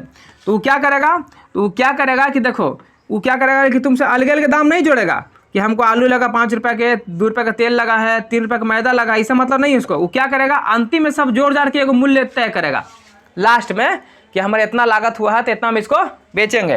तो ये 10 रुपया क्या हो गया? यही हो गया अंतिम मूल्य। क्या हो गया? अंतिम मूल्य। और एक बात और समझिएगा, कहने का मतलब समोसा ना, समोसा सब कुछ थोड़े बन सकता है। समोसा खा के खत्म ना करेगा रे, लेकिन तेल आलू से भी और कुछ बनेगा, बहुत कुछ बनेगा। चिप्स बना लो, सब्जी बना लो, कुछ बना लो, आलू से भी बड़ी सामान बन सकता। तो ये अंतिम मूल्य ना हुआ। बात समझ रहा है? ये अंतिम मूल्य नहीं ना हुआ। तेल से भी बहुत कुछ सामान छान सकते हैं, तेल से बहुत काम होगा, तो ये भी अंतिम मूल्य नहीं हुआ। उसके बाद मैदा, इसे भी बहुत कुछ भी बनेगा, तो ये भी अंतिम मूल्य नहीं हुआ। लेकिन जब ये सब मिला करके समोसा बना दिया तो ये अंतिम हुआ कि नहीं हुआ? अब समोसा के बाद कुछ बनेगा, खाएगा चाहेगा इसको, है ना? तो इसीलिए इस पर जो ये रेट लगा 10 रुपया, यही हमारा क्या हो गया? अंतिम मूल्य। यानी इसके बाद ये लास्ट हो गया, इसके बाद अब कोई मूल्य नहीं लगेगा। जैसे बात ऐसे समझना, तू लोग के घर बनाने के लिए मिस्त्री आता है, तो मिस्त्री आता है तो कुछ बोलता है, हम ईंटा जोड़े हैं तो ईंटा का 100 रुपया दो, गिट्टी जोड़े हैं तो ओकर 50 रुपया दो, सीमेंट लगाए इतना तो एकर 100 रुपया दो, एकर लगा एकर 10 लाख दो, ऐसे मांगता है। ईंटा वालों अलग अलग जोड़ के मांगता है। कुछ कहता है हमको एक बार 5 लाख दो, पूरा घर रेडी कर देंगे। तो ये 5 लाख उसका क्या हो गया? अंतिम मूल्य हुआ। बात समझ में आ रहा है? तो यहाँ तो कोई दिक्कत है? अंतिम मूल्य समझ में आ गया है? चलो अब जो है हम बताते हैं। अब आएंगे अर्थशास्त्री लोग, आएंगे 3 को, ठीक है? अर्थशास्त्री लोग आएगा और आकर के क्या करेगा? आकर के राष्ट्रीय आय को परिभाषित करेगा अपने अपने हिसाब से, ठीक है? तो अब हम देखते हैं कि जो राष्ट्रीय आय है, तो इसके लिए जो अर्थशास्त्री लोग आ रहे हैं वो कौन कौन आ रहे हैं, ठीक है? तो सबसे पहले जो आएगा वो आएगा हमारा अल्फ्रेड मार्शल। कौन आएगा? मास्टर नहीं रे, अल्फ्रेड मार्शल। दूसरा जो आएगा वो आएगा प्रोफेसर पीगू। कौन आएगा? पिंगू नहीं, कैसे पढ़ता है यार तुम लोग? प्रोफेसर पीगू, पिंगू टिंगू कर ले। और तीसरा जो आएगा होगा प्रोफेसर फीसर। कौन आएगा? प्रोफेसर फीसर आता है। कोई दिक्कत है यहाँ तक? नहीं ना। अब देखो इस सब अपना अपने हिसाब से परिभाषा देगा राष्ट्रीय आय का। ई कहेगा कुछ, ई कहेगा कुछ। ई क्या कहेगा सुन ध्यान से। जो अल्फ्रेड जो मार्शल जी हैं वो क्या कहेंगे? वो कहेंगे कि देश के प्राकृतिक साधन, देश के जितना भी प्राकृतिक साधन है उस पर अगर हम श्रम और इस पर क्या लगाएंगे? पूंजी, है ना? अगर श्रम और पूंजी का, देश के प्राकृतिक साधनों पर अगर हम श्रम और पूंजी का प्रयोग कर देते हैं तो उससे क्या होगा? देखो किसी भी काम को करने के लिए हमको श्रम बोले तो मजदूरी, श्रम बोले तो मजदूरी, और पूंजी तो जो तुम पूंजी लगाते हो, तो ये दोनों जरूरी ना है। जब ये दोनों लगा देगा तो क्या होगा? कोई ना कुछ तुमको वस्तु मिलेगा ना रे? वस्तु का उत्पादन होगा कि नहीं होगा? तो सर यहाँ से हमको वस्तु का उत्पादन होगा, साथ में और कुछ उत्पादन हो सकता है, वस्तु उत्पादन होगा। और जब वस्तु उत्पादन होगा या फिर सेवा होगा, है ना? कोई दिक्कत है नहीं। अल्फ्रेड मार्शल ने कहा कि अगर हम देश क्या कर सकते हैं कि किसी भी देश में अगर प्राकृतिक साधन है उस पर अगर हम श्रम और पूंजी का प्रयोग करते हैं तो हमको वहाँ से जो वस्तु और सेवा से वस्तु का जो उत्पादन हो रहा है, वस्तु सेवा का जो उत्पादन हो रहा है, उसके अंतिम मूल्य को हम क्या कहते हैं? देश का राष्ट्रीय आय कहते हैं। ये ऐसा किसने कहा? अल्फ्रेड मार्शल साहब के अनुसार, है ना? देश का जो अंतिम उत्पादन का जो अंतिम मूल्य होगा वो क्या कहलाएगा? राष्ट्रीय आय कहलाएगा किसी भी देश का। तो यहाँ से आपसे ऐसा सवाल पूछ सकता है, कहेगा कि बताइए कि वह कौन सा अर्थशास्त्री है, या कहेगा कि किस अर्थशास्त्री के अनुसार श्रम और पूंजी से उत्पादित वस्तु एवं सेवा के मूल्य को राष्ट्रीय आय कहते हैं। तो किसके अनुसार? अल्फ्रेड मार्शल के अनुसार। क्या बोले हम कि पूछ सकता है कि किस अर्थशास्त्री के अनुसार श्रम और पूंजी से उत्पादित वस्तु एवं सेवा के मूल्य को क्या कहते हैं? राष्ट्रीय आय कहते हैं। तो किसके अनुसार बोला? अल्फ्रेड मार्शल के अनुसार बोला। उसके बाद कौन आता है? पीगू। तो पीगू भी श्रम पूंजी के हिसाब से दिया था। पीगू भी किसके हिसाब से दिया? श्रम और पूंजी के हिसाब से दिया। लेकिन इसने कहा क्या कि जो विदेश से जो इनकम हो रहा है ना, हमारे देश को छोड़कर, भारत देश को छोड़कर जो विदेश से जो इनकम हो रहा है, जो वहाँ, उसको भी क्या कर देगा? ऐड कर देगा। बोलेगा हमारे देश में तो ये सब कमा हो ही रहा है, साथ में जो विदेश में कोई कमाने चल गया है तो वो भी तो पैसा कमा के इधर भेजेगा रे। तब विदेश से जो भी आय आ रहा है उसको भी अगर हम जोड़ देते हैं तब उसको क्या कहेंगे कि वो हमारा राष्ट्रीय आय हो जाएगा। क्या हो जाएगा? यानी विदेश से प्राप्त आय, विदेश से, यानी पीगू के हिसाब से हो जाएगा विदेश से प्राप्त आय। ये तो होबे करेगा, होगा कि नहीं होगा? साथ में और कुछ होगा? जल्दी बताओ। विदेश से प्राप्त आय तो हो ही गया, श्रम पूंजी तो हमारा है कि नहीं है? और सब विदेश से प्राप्त आय, तो इससे क्या प्राप्त हो रहा है हमको? वस्तु और सेवा। तो साथ में इसको भी कर दो, वस्तु और सेवा। यानी इसके अनुसार यहाँ से जो हमको अंतिम मूल्य प्राप्त होगा, जो मूल्य प्राप्त होगा उसको क्या बोलेंगे? राष्ट्रीय आय बोलेंगे। ये किसके अनुसार था? पीगू के अनुसार था। तो कहा, पूछेगा ऐसे कि किस अर्थशास्त्री के अनुसार राष्ट्रीय आय में विदेश से प्राप्त आय को जोड़ा गया था। तो किसके अनुसार? पीगू के अनुसार। पूछेगा, बता देगा किस अर्थशास्त्री के अनुसार राष्ट्रीय आय में विदेश से प्राप्त आय को जोड़ा गया था। तो बोलेंगे पीगू। अब फिर आता फिशर। कौन आता है? फिशर। ये दोनों से ही हट के जवाब दिया। ये खाली कुछ बोले कि हमारे देश में जितना खर्चा हो रहा है ना उसको खाली जोड़ दो, वही राष्ट्रीय आय हो गया। कोई भी आदमी जब कुछ सामान खरीदेगा तो खर्च करबे करेगा, तो हम उसको जोड़ेंगे ना तो हमारा राष्ट्रीय आय निकल जाएगा। खर्च को बोलते हैं उपभोग। क्या बोलते हैं? उपभोग। यानी इसने कहा, इसको बोलते हैं खर्च। उपभोग को क्या कहते हैं? खर्च। तो इन्होंने क्या कहा था कि कोई व्यक्ति के द्वारा कितना खर्च किया जा रहा है, यानी किसी व्यक्ति के द्वारा जितना उपभोग किया जाता है उसी के आधार पर हम निकाल के कह देंगे क्या हो गया? हमारा राष्ट्रीय आय हो गया। तो कहता है कि किसके अनुसार उपभोग को राष्ट्रीय आय माना गया, ये माना जाता है। तो फिशर के अनुसार। किसके अनुसार उपभोग को राष्ट्रीय आय माना गया? फिशर के अनुसार। फिर बोलेगा किसके अनुसार जो है राष्ट्रीय आय में विदेश से प्राप्त आय को जोड़ा गया? तो पीगू के अनुसार। फिर बोलेगा कि किसके अनुसार श्रम और पूंजी के उपयोग से जो हमें वस्तु और सेवा से जो मूल्य प्राप्त हो रहा है उसको राष्ट्रीय आय कहते हैं। किसके अनुसार? अल्फ्रेड मार्शल के अनुसार। अब यहाँ तक कोई दिक्कत है? नहीं ना। अब देख, ये पूछता है, इंपॉर्टेंट है, ठीक है, ध्यान में रखना। अब जो इसके बाद हम बताने वाले हैं आप लोग को वो तो मोस्ट इंपॉर्टेंट है, एकदम वेरी इंपॉर्टेंट है, ध्यान समझना, ठीक है ना। सबसे पहले हम समझेंगे जीडीपी के बारे में। किसके बारे में समझेंगे? जीडीपी। एक हो गया हमारा जीडीपी और एक हमारा होता है जीएनपी। क्या होता है? दूसरा कलर से लिख दे जा।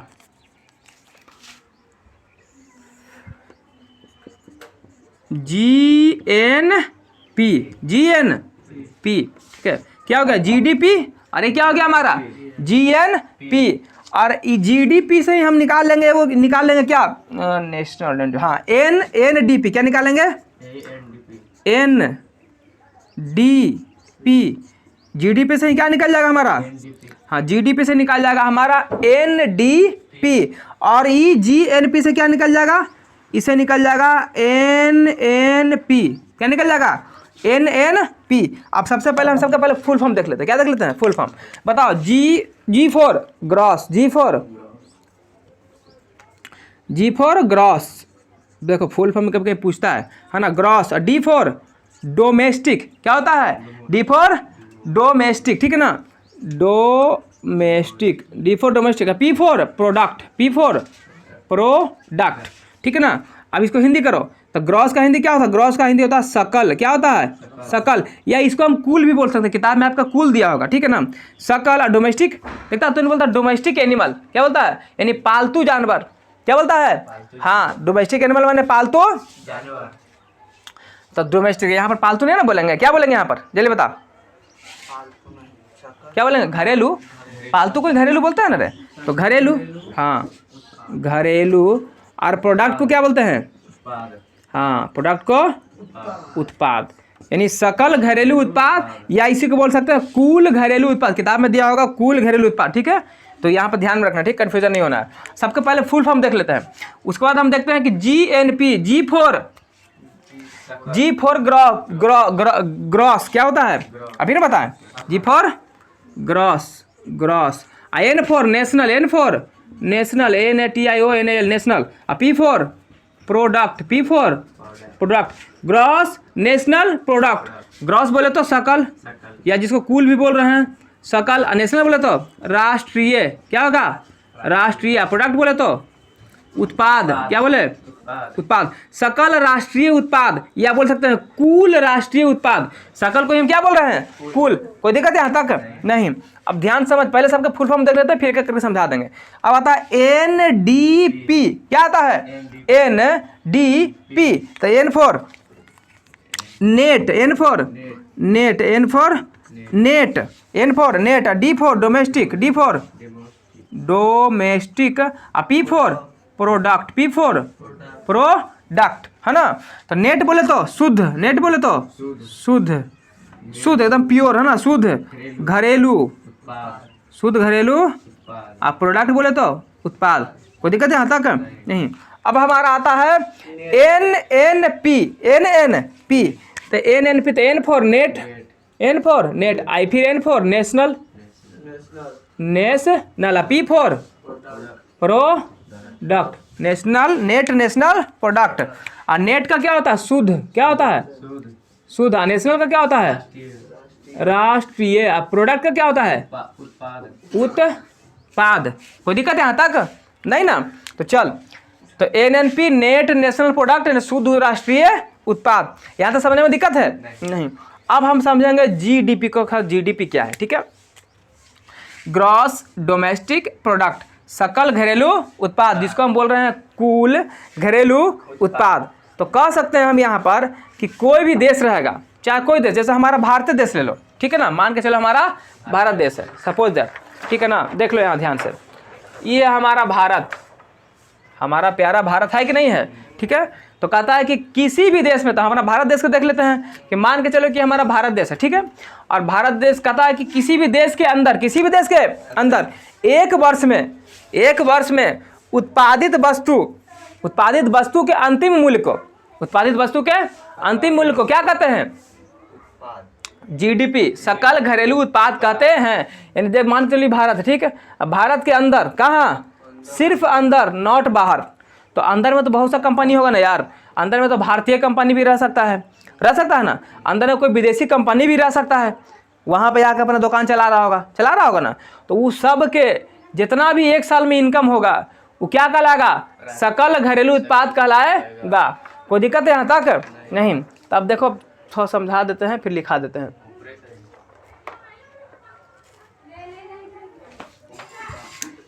चलो देखो, ध्यान समझना है, सही क्या बना करता है? देखो ये क्या था हमारा? भारत, है ना? समझ लो ये भारत है, तनी तुम, ठीक है ना? क्या हमारा भारत है।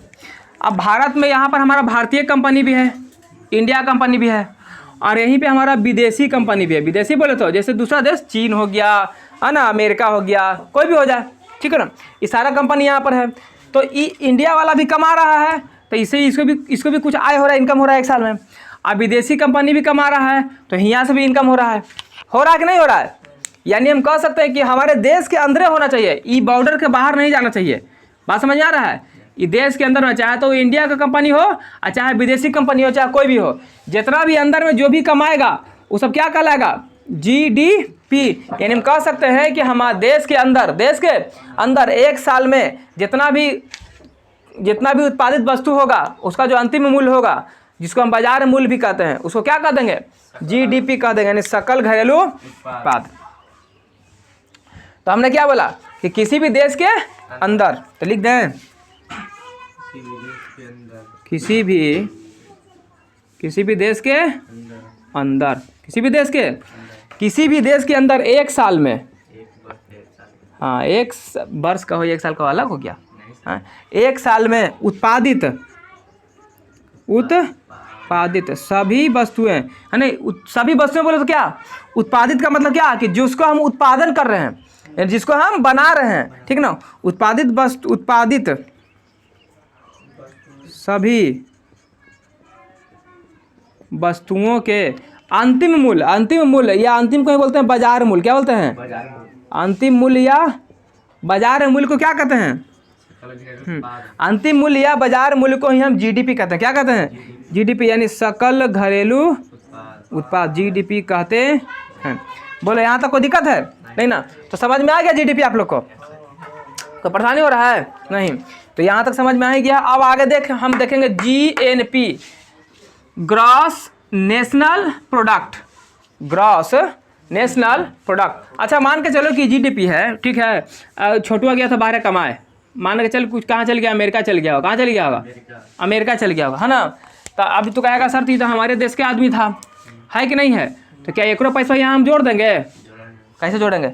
हम क्या बोल रहे हैं कि भारत के अंदर जो भी कमाएगा उस सब के पैसा हम जोड़ेंगे तो जीडीपी कहलाएगा। भारत के बाहर नहीं जाने, मतलब ये देश के बाहर नहीं जाना चाहिए, भले तो बाहर भारतीय रहो उसे मतलब नहीं है, ठीक है ना। जैसे ही देखो विदेशी था, ये हमारे देश का आदमी था, लेकिन फिर भी इसका पैसा जोड़ा था ना रे, ये दूसरा देश में जाकर कमा रहा है, तो इसका हम नहीं जोड़ेंगे। लेकिन जीएनपी उल्टा है, क्या कहता है, ये कहता है कि नहीं वैसे नहीं होगा। इसका कहने का मतलब हमारा है कि यहाँ पर देख, जैसे कि जो हमारा ये जीडीपी होगा, क्या होगा, जीडीपी, तो लिखेंगे यहाँ पर देख,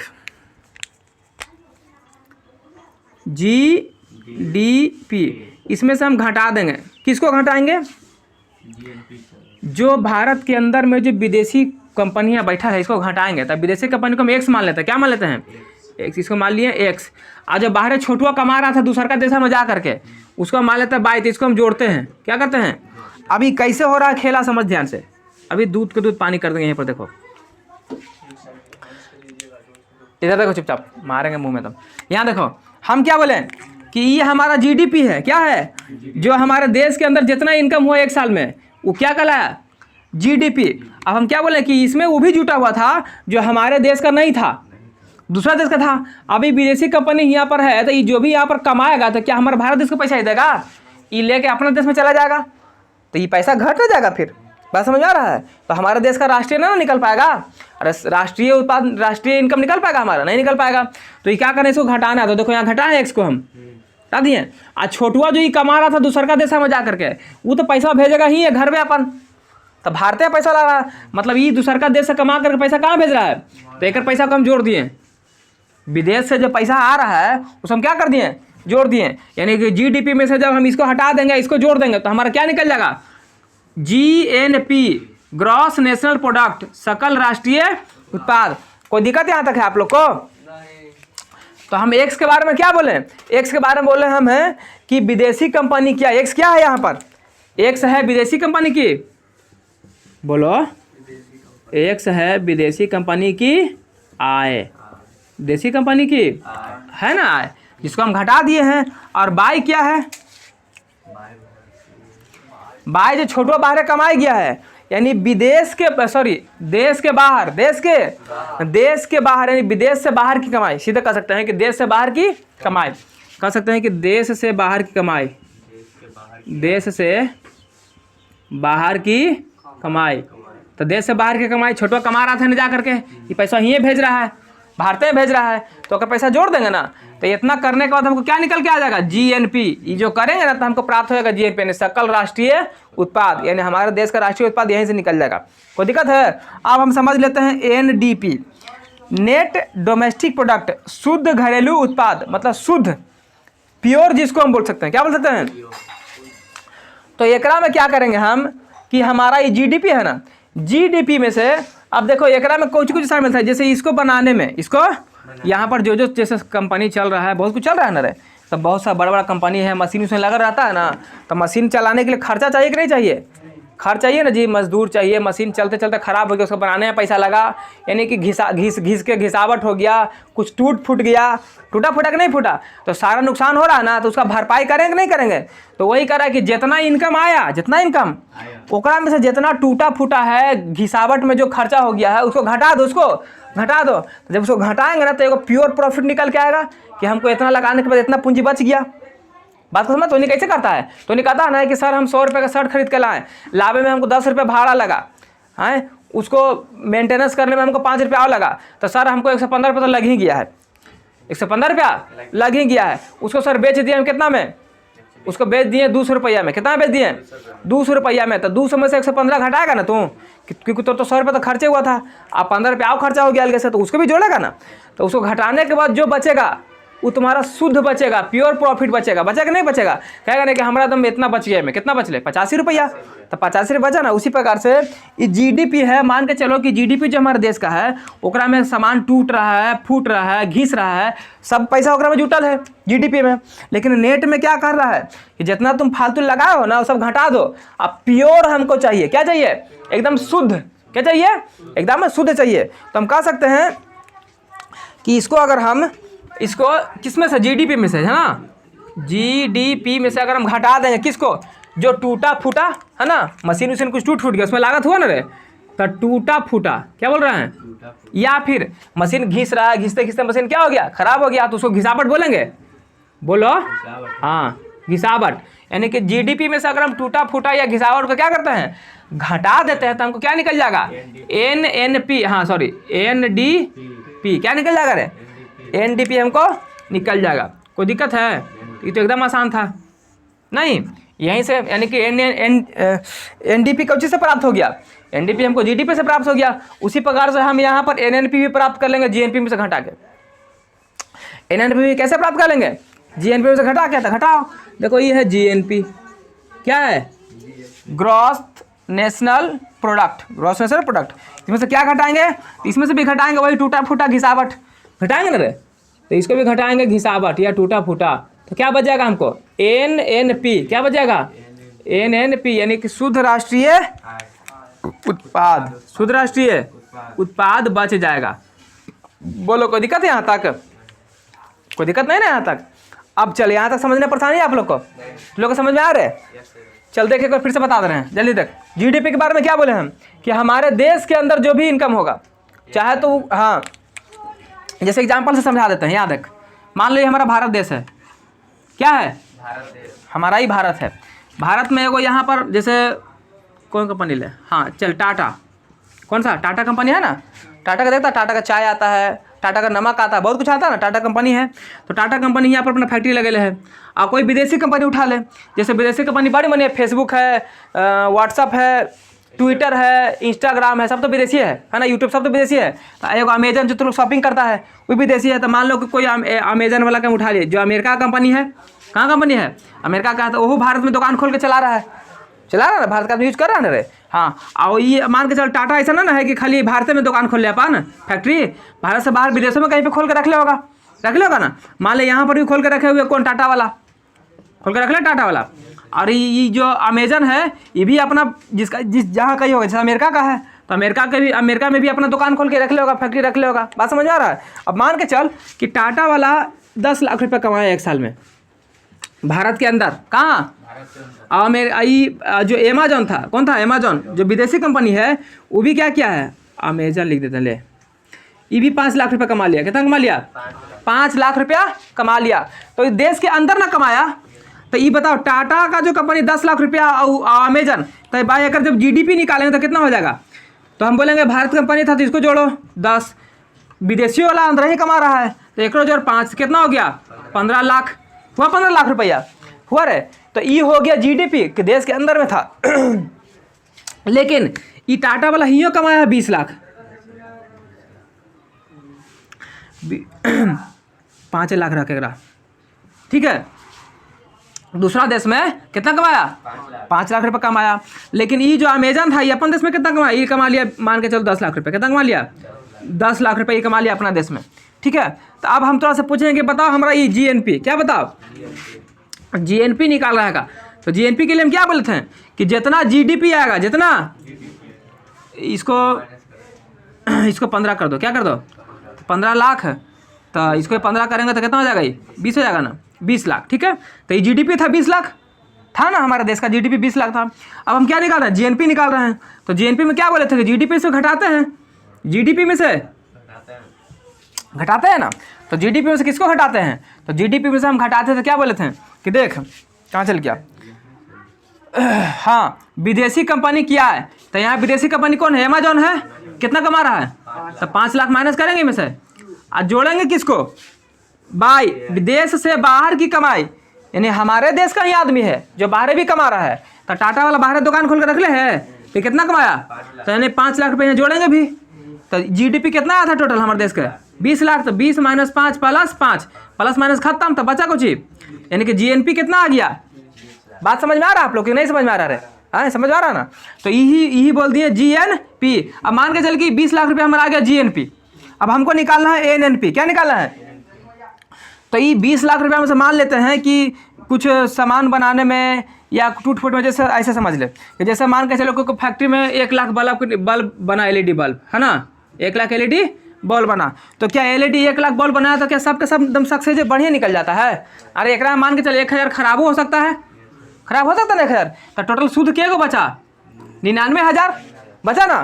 तो वो 99,000 इसका क्या हो जाएगा, एनएनपी, इसका एनएनपी कितना हो जाएगा, 99,000। कोई दिक्कत है यहाँ तक, तो ये बात समझ में आ रहा है कि जीडीपी कैसे निकाल रहे हैं, जेएनपी कैसे निकाल रहे हैं, क्लियर। और उसी प्रकार से अगर जीडीपी से हम एनडीपी निकालेंगे तो बताओ, ये जीडीपी था कहाँ था, जीडीपी से क्या घटा रहे हैं, टूटा फूटा घिसावट। तो एक मान लेना कि एक मान के चल के 2 लाख रुपया हो गया होगा खर्चा इसको साइड से, है ना, मेंटेनेंस में, तो 2 लाख घटा देंगे इसमें से, तो 18 लाख बचेगा ना। तो कितना इसका एनडीपी कितना आ जाएगा, 18 लाख रुपये आ जाएगा। एकरा में से भी अगर मान के चल कि 1000 खराब हो रहा था, ये कितना आया था रे, जीएनपी कितना आया था, 20 लाख। एकरा मान ले 5 लाख रुपये का नुकसान हो गया, अलगे से मतलब लग गया घिसापट में, ठीक है। तो 15 लाख रुपया क्या निकला, एनएनपी। बात समझ में आ रहा है। तो इतना झमेला समझ में आया आप लोग को कि नहीं आया, पहले बताओ। इंपॉर्टेंट था इसीलिए दोबारा बता दिए, समझ में आ गया होगा आप लोग को। अब पूछेगा आप लोग से जीडीपी या जीएनपी तो क्या कहला है, समझ लीजिएगा आप लोग। कोई दिक्कत है रीना समझने में आपको, जिसको ज़्यादा दिक्कत लगेगा वीडियो को 2-3 बार देख लेना, ठीक है ना, दिमाग में छप जाएगा।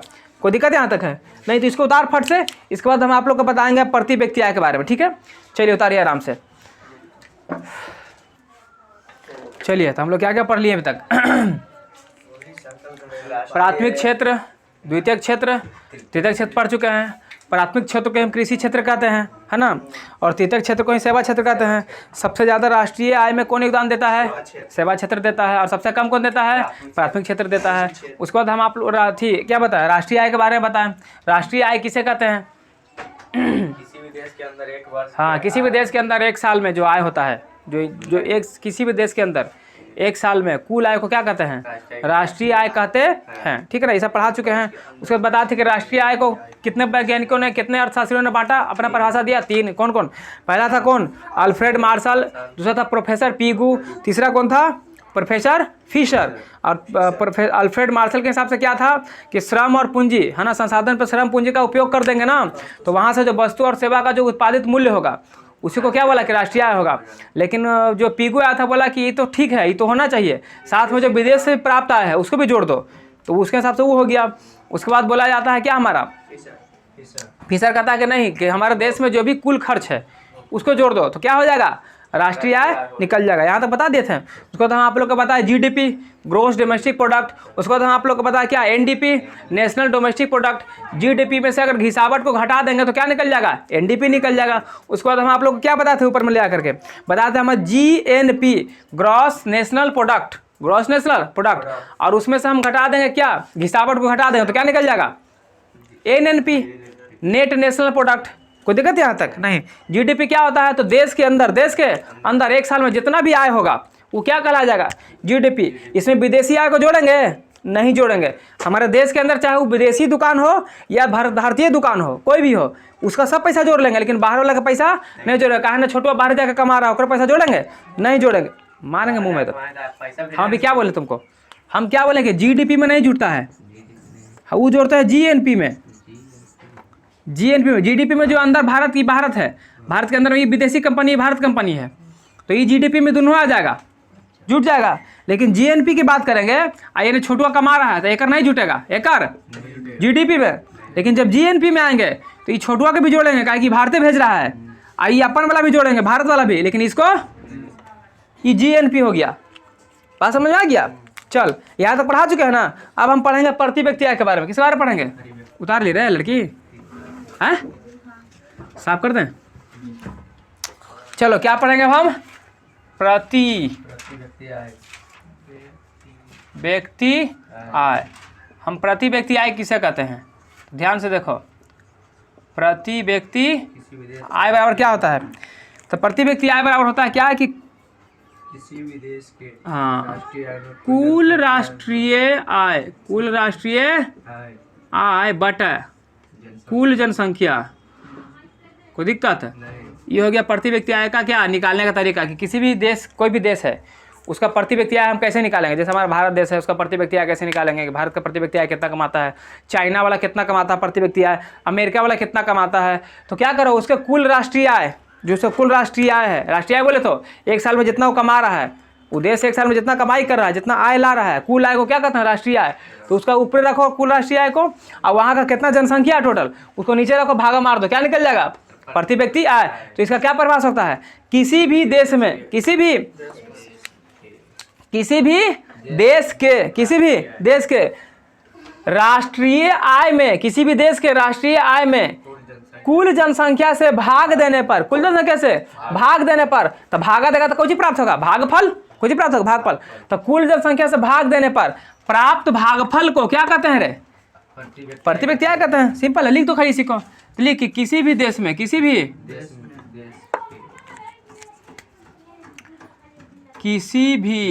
के राष्ट्रीय आय में देश के, यहीं से तक बोलो, किसी भी देश के राष्ट्रीय आय है ना, किसी भी देश के राष्ट्रीय आय है ना, किसी भी देश के राष्ट्रीय आय में, आय में कुल जनसंख्या से, कुल जनसंख्या से भाग देने पर, भाग देने पर प्राप्त भागफल, प्राप्त भागफल को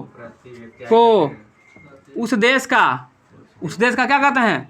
हाँ, उस देश का प्रति व्यक्ति आय, प्रति व्यक्ति आय कहते। कोई दिक्कत यहाँ तक?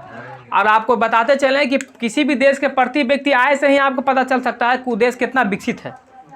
मान के चले कि तो प्रति व्यक्ति आय कोई 5,000 रुपये का किसी देश का है, तो वो देश कितना विकसित होगा? एगो का 10,000 है, एगो के 20,000 है, और कोई का 50,000 है। तो कौन ज़्यादा अमीर होगा? कौन देश ज़्यादा अमीर होगा? 50,000 रुपये ज़्यादा अमीर होगा, इससे कम ही होगा, इससे कम ही होगा, इससे कम। बात समझ रहा है? यानी कि जितने ज़्यादा प्रति व्यक्ति आय रहेगा वो देश उतना ही विकसित रहेगा, अमीर रहेगा। क्या रहेगा? भारत कैसा अर्थव्यवस्था वाला देश है? विकसित है कि अर्ध विकसित है? अर्ध विकसित है, यानी अभी विकासशील, विकास कर रहा है अभी तक, ठीक है ना। अमेरिका ये सब कुछ है, अमेरिका है, रूस है, फ्रांस, ये सब क्या है? विकसित है। क्या है? डेवलप्ड है, विकसित कंट्री है। कोई दिक्कत यहाँ तक आप लोगों को समझने में? बोलिए जल्दी से। नहीं। अब बताओ, हम देखेंगे कि हमारा जो भारत राज्य है, हमारा सॉरी भारत देश है ना, राज्य बोल रहे हैं हम, हमारा जो भारत है, तो भारत में बहुत सारे राज्य है। तो सबसे ज़्यादा प्रति व्यक्ति आय वाला कौन सा राज्य है ना? सर्वाधिक प्रति व्यक्ति वाला राज्य कौन है? नाइट हरियाणा है ना रे, हरियाणा है ना रे। कौन है? बुक नहीं देखता तू लोग? हरियाणा है। ये किसके हिसाब से? 2012-13 के हिसाब से बता रहे हैं, 2012-13 के हिसाब से बता रहे हैं। हरियाणा का प्रति व्यक्ति आय कितना था? 1,22,600 कितना था रे? 1,22,600, 1,22,660, ठीक है ना। ये 12-13 के हिसाब से बता दिए आपको। तब पूछेगा बताइए भारत का किस राज्य का सर्वाधिक प्रति व्यक्ति आय है? तो क्या बोलिएगा? हरियाणा। क्या बोलिएगा? हरियाणा बोलिएगा। ये कब के अनुसार है? तो हम 12-13 के हिसाब से बता रहे हैं। कब बता रहे हैं? 12-13 के हिसाब से बता रहे हैं। तो सबसे कम बताओ, ये तो अधिक वाला हो गया ना। सबसे कम प्रति व्यक्ति, सबसे कम प्रति व्यक्ति आय वाला राज्य, सबसे कम प्रति व्यक्ति आय वाला राज्य कौन है? अपना बिहार रे। कौन है हमारा? बिहार। यानी बिहार राज्य में हमारा सबसे कम प्रति व्यक्ति है। कितना है? 12-13 के हिसाब से अगर देखेगा तो इसका 28,000 कुछ है, ठीक ना? 28,000 समथिंग कुछ ही आता है। देखो कितना पीछे है हरियाणा से। यहाँ 1,22,000 पहुँचल था, कहाँ आई? 28 पे अटका हुआ है। 12-13 के हिसाब से आप लोग को बता रहे हैं, ठीक है ना? अच्छा, अगर बिहार में भी आपसे पूछ देगा कि ठीक है बिहार में ही बताओ कि बिहार में बड़ी बड़ी जिला है कि नहीं है, तो बिहार में कौन सा जिला है जो जिसका प्रति व्यक्ति आय सबसे अधिक है? हाँ, तो सर्वाधिक प्रति व्यक्ति आय वाला जिला बता दे ले। हाँ, पटना। बहुत अच्छा। कौन है? पटना। और क्या दिया है? मुंगेर। क्या दिया है? पटना और मुंगेर जो है ये आपका सबसे ज़्यादा है प्रति व्यक्ति आय, है ना? देखना पटना कितना विकसित है। और सबसे कम वाला जिला कौन है बता दे ले। शिवहर याद रखो एगो। सबसे छोटा जिला शिवहर है। शिवहर, ठीक है ना? और बंका। हाँ, कौन है?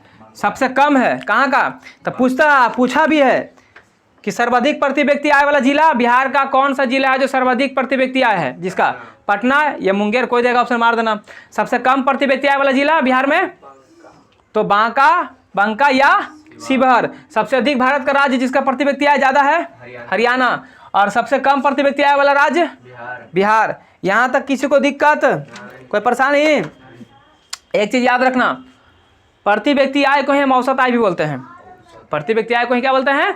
औसत आय भी बोलते हैं। नहीं ना परेशानी है? चल, अब याद रखना, राष्ट्रीय आय में इसका सबसे बड़ा योगदान होता है प्रति व्यक्ति आय का, है ना? यहीं से अनुमान लगा रहे हैं कि जो हमारे देश का, किस देश का हमारा जो है, कौन देश विकसित है, यानी कौन देश अमीर है ना? कौन देश गरीब है, कौन अमीर बनने का कार पे है, विकसित है, अर्ध विकसित है, ये सब प्रति व्यक्ति आय से ही हमको पता चलता है। और भी योगदान होता है, राज्य का भी आय का योगदान होता है, राष्ट्र के आय का भी योगदान होता है। तीनों मिल करके, राज्य, राष्ट्र और प्रति व्यक्ति आय तीनों मिला करके क्या करता है? हमारे लिए एकदम महत्वपूर्ण योगदान देता है किसी भी देश के आर्थिक विकास में, किसी भी देश के आर्थिक विकास में। यहाँ तो कोई दिक्कत है नहीं। अब हम जरा सा देख लेते हैं कि सबसे पहले प्रति व्यक्ति आय का गणना कौन किए थे? सबसे पहले प्रति व्यक्ति आय का गणना कौन किए थे बताओ? सबसे पहले क्या बोल रहे हैं? भारत में। सबसे पहले कहाँ? भारत में। सबसे पहले भारत में प्रति व्यक्ति आय का गणना कौन किए थे बताओ? याद है? कल बताया था आप लोग को। हाँ, दादा भाई, सही है। सबसे पहले भारत में प्रति व्यक्ति आय की गणना, आय की कौन किए थे? दादाजी किए थे। नेहरू नहीं रे, दादा भाई नौरोजी। हाँ, कब किए थे? 1864 में किए थे। अच्छा बताओ कि जब ये बताए थे, जिस समय 1864 में बताए थे, नहीं 64 नहीं, 68 लिख दिए। हाँ, देश आज़ाद तो 1947 हुआ है। सबसे पहले भारत में प्रति व्यक्ति आय की गणना कौन किया? तब पूछेगा एग्जाम में कि बताइए कि भारत में सबसे पहले प्रति व्यक्ति आय की गणना कौन किए थे? तो दादा भाई नौरोजी। कब किए थे? जब ये उस समय गणना करके बताया था तो प्रति व्यक्ति आय कितना था? ओनली 20 रुपया। तो तुम राष्ट्रीय आय बता रहा है गधा। 20 रुपया। कितना रुपया था? 20 रुपया था, ठीक है ना? कितना रुपया था? 20 रुपया। और ये जो जिक्र किए थे, ये कौन से किताब में किए थे? इनका एक अपना किताब भी है जो ये लिखे थे। किताब का नाम था द पॉवर्टी। क्या नाम था? हिंदी में लिखते हैं, इंग्लिश में लिखते हैं? हिंदी में लिख देते हैं, पढ़े में आसान होगा ना। द पॉवर्टी एंड इंग्लिश में लिख देते हैं। हाँ, ये तो पढ़ ही सकता है, कोई दिक्कत है आप लोग को? नहीं ना। The poverty and un British, क्या होगा? Un British, the poverty and un British rule in India. क्या होगा? रूल इन इंडिया, ठीक है ना? The poverty and un British rule in India. इसी किताब में इन्होंने बताया था कि भारत का जो प्रति व्यक्ति आय कितना है, 20 रुपया है। कोई दिक्कत यहाँ तक नहीं। अब हम जरा सा समझ लेते हैं कि किसी भी देश का राष्ट्रीय आय गणना करने का क्या तरीका है। किसी भी देश के राष्ट्रीय यानी राष्ट्रीय आय गणना करने का क्या तरीका, राष्ट्रीय आय की गणना, राष्ट्रीय आय की गणना करने का तरीका। तो इसका 3 गो तरीका है। कितना तरीका है? हाँ, इसका 3 तरीका है। तीनों तरीका को हम एक एक बारी बारी से समझ लेंगे। पहला हमारा होगा उत्पादित गणना पद्धति। कौन होता है? उत्पादित गणना पद्धति। उत्पादित बोले तो उत्पादन, कि कितना उत्पादन हो रहा है उस आधार पे हम कर, पद्धति को हम विधि भी लिख सकते हैं, है ना। उत्पादित गणना विधि, ठीक है ना, ये ठीक रहेगा। ठीक है, पद्धति टेढ़ा पर आप लोग को। उत्पादित गणना विधि यानी कि कितना उस देश में कितना उत्पादन हो रहा है, इस आधार पर भी हम राष्ट्रीय आय की गणना कर सकते हैं। कोई दिक्कत है? दूसरा आय गणना विधि। कौन सा विधि? आय गणना विधि। आय बोले तो क्या? आय बोले तो इनकम, कि उस देश का कुल इनकम कितना आ रहा है, कुल आय को जोड़ दो। कुल आय को, जितना भी आय हो रहा है सब जगह से, उसको क्या कर दो, जोड़ दो। तो क्या हो गया? वो हमारे देश का राष्ट्रीय आय हो गया। एक ही भी विधि है। एक होता है व्यय यानी खर्च, व्यय यानी व्यय गणना विधि, व्यय गणना। हाँ, एक कुछ बोला कि या तो देखो कि वहाँ पर कितना खर्च हो रहा है, कितना खर्च, कितना उपभोग किया जा रहा है, कितना खर्च किया जा रहा है, उस आधार पर भी हम राष्ट्रीय आय का गणना कर सकते हैं। कोई दिक्कत है यहाँ तक? नहीं। अब हम जरा सा देख लेते हैं कि राष्ट्रीय आय की जो हम गणना कर रहे हैं, तो राष्ट्रीय आय की गणना करने में, राष्ट्रीय आय को मापने में, गणना पहले तो मापने में हमको क्या क्या कठिनाइयाँ होती है। तो लिखेंगे कि राष्ट्रीय आय को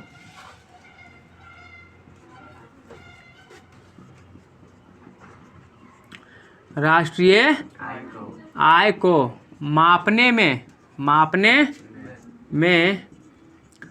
होने वाली कठिनाइयाँ, है ना। राष्ट्रीय आय को मापने में क्या क्या हमको कठिनाई होगा, हम देख लेते हैं। तो सबसे पहला हमारा जो कठिनाई होता है वो होता है पर्याप्त एवं विश्वस्त आंकड़ों का अभाव। क्या होता है? पर्याप्त एवं विश्वस्त आंकड़ों का अभाव। अब इसका मतलब क्या हुआ सर, समझो। पर्याप्त का मतलब कि जितना हमको पता होना चाहिए उतना पता नहीं होता है।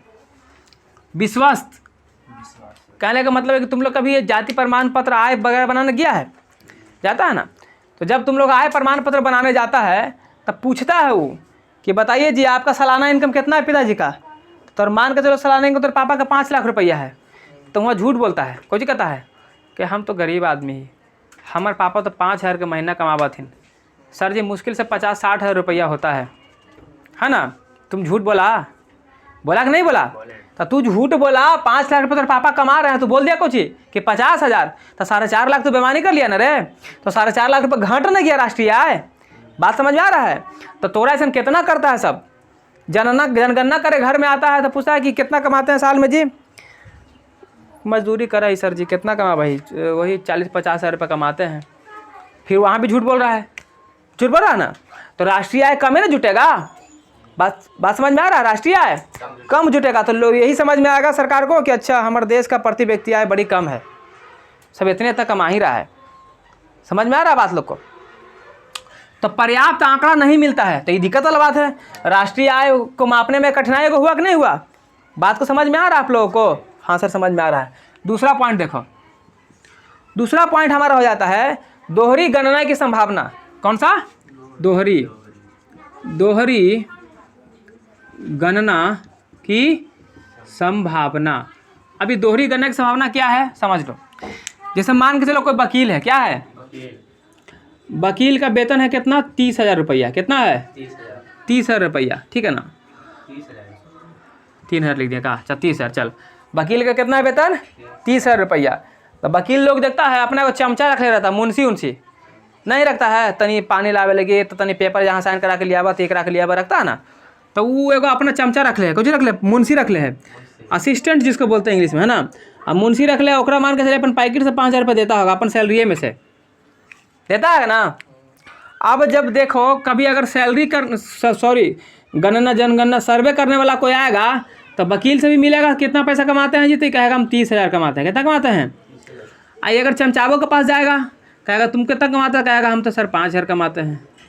तो वो क्या करेगा, सर्वे करेगा, दोनों को जोड़ेगा तो कितना होगा, 30 30 5 कितना हो गया रे, तो 5,000 यहाँ बढ़ न गया दोहरा। ये जो 5,000 रुपया जो पैसा जो यहाँ तो जोड़ा है, ये एकरे पैसा ना है, अरे 30,000 से दिया था, तो एक्चुअल में इसको 25 ना जुटना चाहिए था।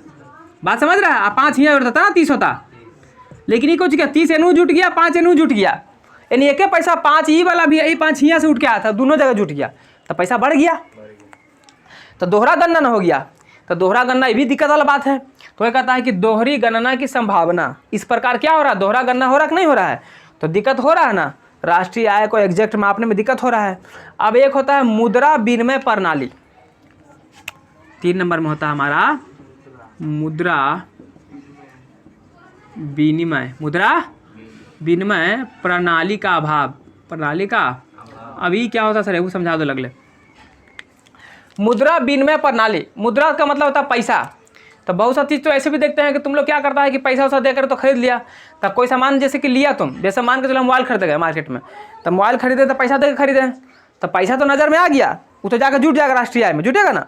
लेकिन कभी कभी तुमने देखता है देहात में, देखता है अभी भी डमरू उमरू पिटते पिटते आता है, बट्टा लेके आता है, सोन पापड़ी लेके आता है, कुछ लेके आता है, तो घर से आदमी क्या करता है, टूटा फूटा बर्तन लेके जाता है, नहीं तो बाल, लड़की लोग अपना लंबा लंबा बाल रहता है उसका, है ना, लेके जाती है बाल रे, है बाल दे करके सोन पापड़ी ले लिया, ना तो चछलनी कुछ होता, चछलनी ले लिया, या आटा छाने वाला ले लिया, चालने वाला ले लिया, कुछ भी ले लेता है, सामान खरीद लेता है।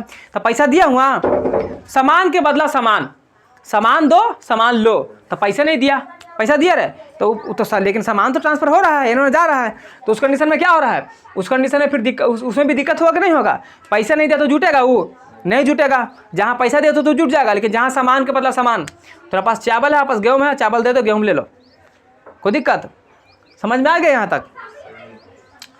तो इस प्रकार हम कह सकते हैं कि राष्ट्रीय आय को मापने में होने वाली ये सब कठिनाइयाँ हैं। क्या है कठिनाइयाँ? अब एक लास्ट पॉइंट बचा कहाँ पे, यहाँ पे लिख दें, चलो लास्ट पॉइंट लिख देते हैं इधर तक। अब हम देखते हैं कि हमारा जो राष्ट्रीय आय है, राष्ट्रीय आय की गणना के कर्ता कौन है ना, जो राष्ट्रीय आय है उसका गणना कौन करता है, ठीक है ना। जिस प्रकार से देख, तब लिखे हैं कि राष्ट्रीय आय की गणना कौन करता है। सबसे पहले हम देखते हैं राष्ट्रीय आय गणना कैसे कैसे होता है, क्या दिक्कत होता है, सब देख लिया हम लोग। अब कर्ता कौन भी देख लो। तो राष्ट्रीय आय की गणना, है ना, कौन करता है, राष्ट्रीय आय की गणना कौन करता है बताओ। कोई तो संस्था होगा, एक संस्था है CSO, क्या है CSO, ये एक संस्था है, ये क्या करता है, राष्ट्रीय आय की गणना करता है। लेकिन ये भी नहीं करता है, इसके अंदर में एगो संस्था खटता है, उसको कौन होता है NSSO। ENSSO जो है वो CSO के नीचे रहता है, मतलब उसके अंदर में खटता है।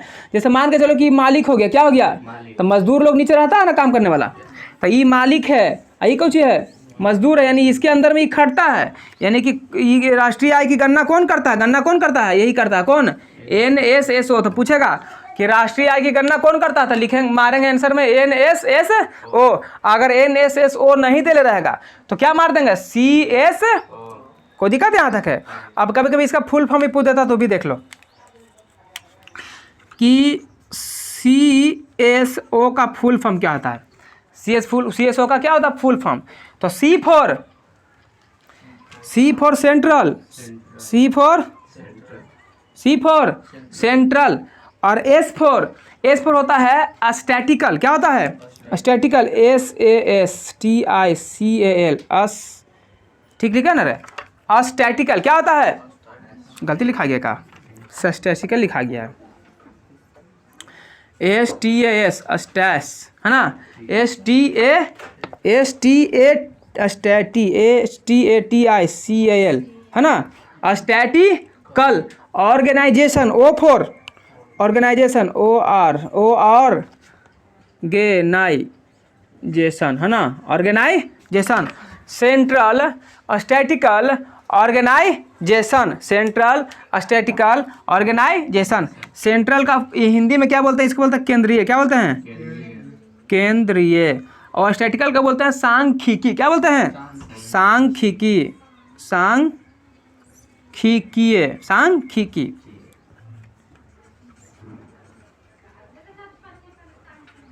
है ना, सांख्यिकीय। और ऑर्गेनाइजेशन का क्या होता है, संगठन, क्या होता है, ऑर्गेनाइजेशन का संगठन। याद हो गया।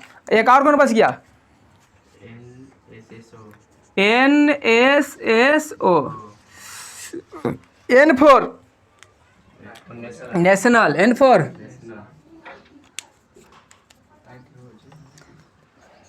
NATIONAL, N for national, N for national. S for sample, S for sample, SAMPL, sample. S for survey, S for survey, S for survey. O for organisation, क्या होता है, ऑर्गेनाइजेशन, ठीक है ना, ऑर्गेनाइजेशन, ठीक है। अब अगर इसका हिंदी लिखना रहेगा तो ऐसे हिंदी आपको जाना कोई जरूरी नहीं है, डायरेक्ट में अगर आएगा भी ना तो आपको शॉर्टकट में दे देगा, खाली ई भी नहीं लिखेगा, पूरा लिख देगा खाली CSO और NSSO, याद रखना, ठीक है। तो नेशनल सैंपल सर्वे ऑर्गेनाइजेशन, यानी सैंपल समझिए ना आप लोग, सैंपल क्या होता है, ठीक है ना। यहाँ देख, तो पूछेगा राष्ट्रीय आय की गणना कौन करता था, बताओ, CSO। अगर CSO ना दे लगेगा तो क्या मारेंगे, NSSO। बेसिकली करता है कौन, यही करता है, NSSO करता है। अगर ये नहीं रहेगा तभी इसको मारना है, अगर ये दोनों में अगर ये देगा तो किसको मारेंगे, NSSO को मारेंगे, ठीक है। अब समझ में आ गया, इस प्रकार हो गया आपका चैप्टर खल्लास। कोई दिक्कत है, समझ में अगर नहीं आया है आप लोग को, आया है कि नहीं आया है, आ गया ना, चलो अच्छी बात है। और अगर जिसको दिक्कत ज़्यादा है तो एक आध दूर इसको आओ देख लेना, ठीक है ना, पूरा क्लियर समझ में आ जाएगा। और आप लोग को भी अगर नहीं समझ आया तो वीडियो को दुगना फास्ट करके दोबारा देखिए। चैनल पर नए हैं तो चैनल को सब्सक्राइब कीजिए, दोस्तों में शेयर करना ना भूलें, ठीक है।